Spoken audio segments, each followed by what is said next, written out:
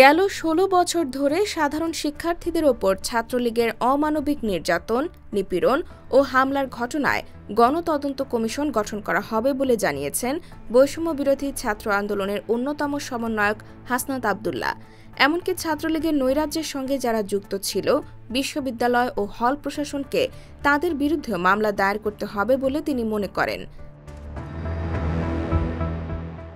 শনিবার রাতে সামাজিক যোগাযোগ মাধ্যমে ছাত্রলীগের হামলা, নির্যাতন ও গণতদন্ত কমিশন গঠন শিরোনামে দেওয়া এক পোস্টে তিনি এসব কথা বলেন।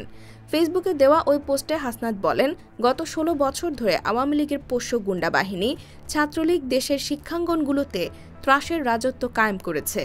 ছাত্রলীগ বিরোধী মতের শিক্ষার্থীদের ওপর নগ্ন হামলা, নির্যাতন ও নিপীড়ন চালিয়েছে। এমনকি ছাত্রদল, ছাত্র শিবির কিংবা অন্য কোনো রাজনৈতিক দলের সাথে সম্পৃক্ততার অভিযোগ এনে অনেক সময় শিক্ষার্থীদের ওপরও অমানবিক নির্যাতন করেছে তারা।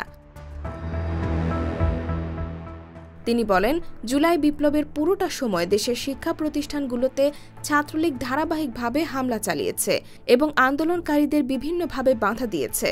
হাসনাত বলেন, ১৫ জুলাই ঢাকা বিশ্ববিদ্যালয় ক্যাম্পাসকে রক্তাক্ত করেছে ছাত্রলীগ। নারী শিক্ষার্থীরাও ছাত্রলীগের নৃশংসতা থেকে রেহাই পায়নি এদিন। ঢাকা মেডিকেলকে মনে হয়েছিল কোনো যুদ্ধের আহত ক্যাম্প। এই নরপশুরা সেদিন ঢাকা মেডিকেলের ভেতর চিকিৎসাধীন অবস্থায়ও হামলার নির্মম নজির স্থাপন করেছিল।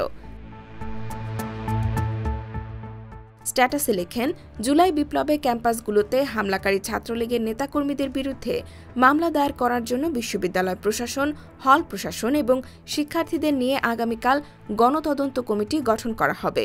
জুলাই বিপ্লবের আগেও গত ১৬ বছর ধরে ছাত্রলীগের যারা নানা সময়ে নৈরাজ্য, হামলা, নির্যাতন, নিপীড়নে যুক্ত ছিল, বিশ্ববিদ্যালয় ও হল প্রশাসনকে তাদের বিরুদ্ধে মামলা দায়ের করতে হবে। IBTV USA, New York।